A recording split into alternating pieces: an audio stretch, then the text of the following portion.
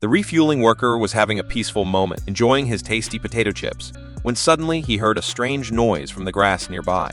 Curiosity sparked within him, and he prepared himself to investigate. Little did he know what he was about to see would give him a fright. All of a sudden, he was startled and attempted to run away, but out of nowhere, a mysterious creature leapt onto him. Before he could even catch a glimpse of what it looked like, the poor worker met a tragic end. Meanwhile, there was a car on its way to the gas station, but it was intercepted by two robbers. The couple in the car became hostages and were forced to continue driving into the dark night. Suddenly, there was a loud crash as the car collided with an unknown object. Some people got out to inspect the damage and were shocked to find that the tires were completely ruined. While they were in the process of changing the flat tire, Dennis accidentally got pricked by a sharp spike on his finger. Wincing in pain, he removed the spike and realized that the other tires were also covered in the same menacing spikes. Following a trail of blood, they eventually discovered the creature responsible. To their surprise, it turned out to be a peculiar creature covered in spikes. Seth, a biologist among them, initially mistook it for a hedgehog and became fascinated by the encounter.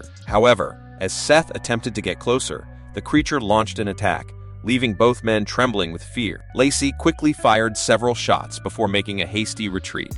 The panic quickly spread to the rest of the group, and they hastily left the area, leaving behind an atmosphere of fear. Unbeknownst to them, the spikes on the replaced tires were growing rapidly, posing an unknown danger. When they finally reached the gas station to refuel, they were met with an eerie sight. The gas attendant and the convenience store were completely empty, adding to the mystery of the situation. Lacey wanted to go to the bathroom, but the toilet door could not be pushed, and it seemed to be blocked by something inside.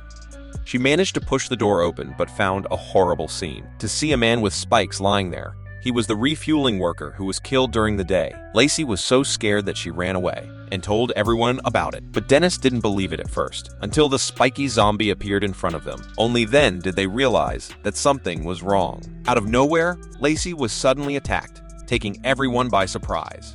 In a quick response, Dennis fired his weapon. Seizing the chance, the rest of the group rushed into the safety of the supermarket and secured the door. Although the zombie was knocked down, Lacey unfortunately got infected, causing deep sorrow for Dennis. Polly wanted to call for help, but Dennis strongly disagreed and angrily smashed the phone to the ground. Due to his past as a robber, he feared involving the authorities would lead to his arrest. Driven by frustration, Dennis resorted to violence, hitting Polly. In an attempt to hide any evidence, he planned to take away the surveillance tapes. However, to his astonishment, Dennis discovered that Lacey was still alive. He asked Seth for help to watch the zombie on the car's hood while cautiously going outside to retrieve Lacey. But upon reaching the supermarket, they found that Polly had locked the door, creating a chance to get rid of the robbers.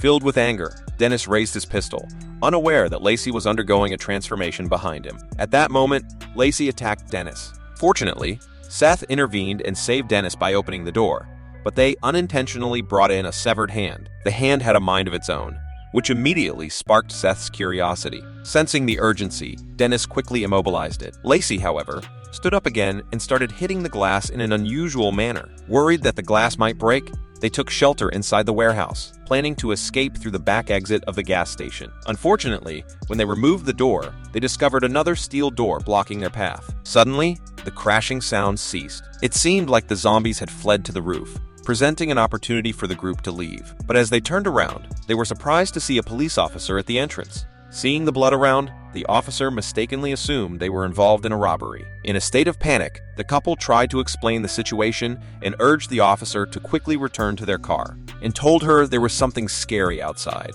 But she didn't believe it at all. Just as the police were getting ready to call for backup, a zombie suddenly jumped down from the roof. Its sharp spikes hit the police officer's face. Before the police could react, they were swiftly overwhelmed by the zombies. Their hope turned into despair, and the three of them felt completely broken. Dennis's finger, pierced by the spikes, started to change slowly, but he decided to hide it and not let anyone know.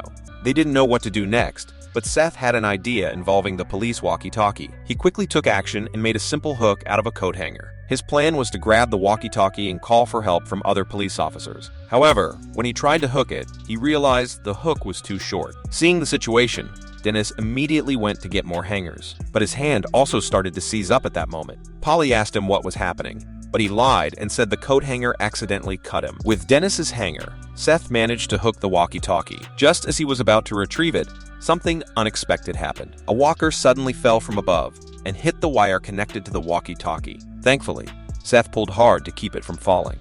but his pull was so strong that it ripped off the walkie-talkie.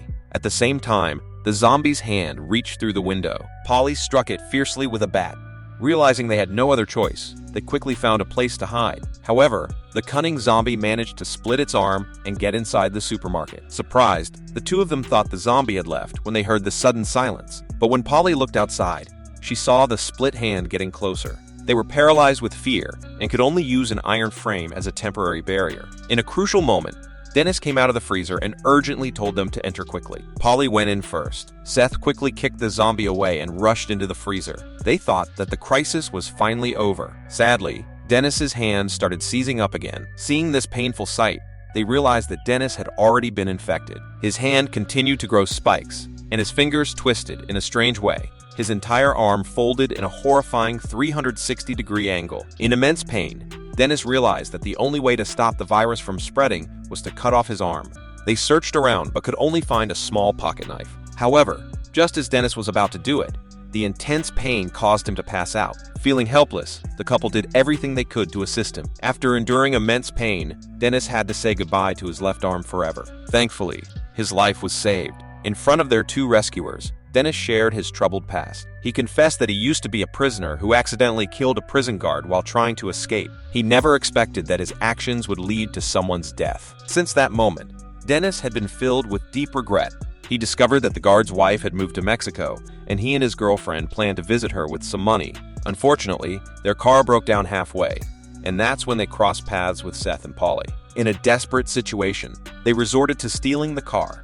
It became clear that Dennis wasn't inherently a bad person. After some time, everything outside became strangely quiet. The zombies seemed to have given up chasing them. The three of them cautiously went outside and noticed that the severed arm had disappeared as well. Seth had an idea while looking at a nearby thermometer. Could it be that hiding in the freezer caused their body temperatures to drop, making them invisible to the zombies? This thought came from their first encounter when the zombie ignored Dennis and landed on the car's hood instead. To test this theory, Seth decided to try it himself. They returned to the freezer and began cooling Seth's body with ice. Once his body temperature reached a point he could tolerate, Seth prepared to go to the police car and call for help using the radio. Before taking action, Polly threw a firework outside to distract the zombies. When they were attracted to the noise, Seth took the opportunity to step out. However, the cold had made his body stiff, slowing down his movement significantly. Polly had to use fireworks to stall for time. Eventually, he reached the police car. However, as he was about to use the walkie-talkie to call for help, he realized that his body temperature was rising. Inside the house, the other two people noticed that the zombie had disappeared. Suddenly, out of nowhere, the zombie appeared next to the police car and attacked Seth inside. Dennis rushed out of the supermarket with fireworks to distract the zombies. Unfortunately, the thrown fireworks didn't work, and the zombies attacked Dennis. He quickly retreated, but the zombie was fast and managed to follow him into the supermarket. Luckily, Lacey helped Dennis get up in time, and they both hid in the fridge. However, the persistent zombie continued to bang on the fridge door. Without a clear plan, Seth came out with a shotgun from the police car. He fired several shots, but they all missed. Nevertheless, his shots gave them a chance to escape. Dennis took the shotgun and told the others to go ahead while he stayed behind. However, the zombie was tough, and Dennis couldn't kill it with a few shots. While reloading the shotgun, he accidentally got stabbed by the zombie. Dennis had to retreat outside and quickly switch the shotgun for more bullets. Meanwhile, the zombie chased after him. Seeing the zombie near the gas pump, Dennis pulled the trigger without hesitation.